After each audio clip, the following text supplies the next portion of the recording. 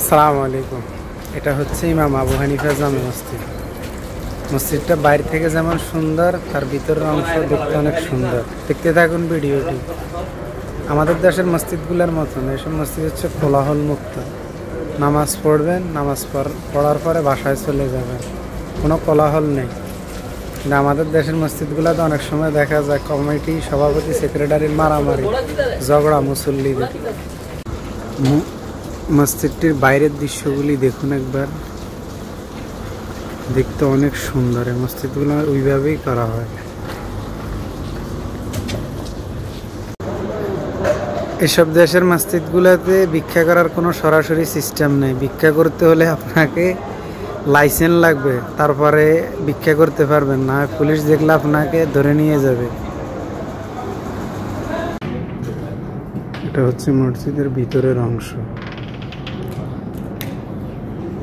এসব মসজিদে তেমন একটা ফাঁকা থাকে না, তবে এসি থাকে প্রচণ্ড পরিমাণে। মসজিদটির বাইরের অংশ থেকে ভিতরের অংশ দেখতে আরো সুন্দর। নামাজ পড়ার মজাই আলাদা। মানুষ নামাজ পড়ে যেই যার মন মতো করে, তারপরে চলে যায়।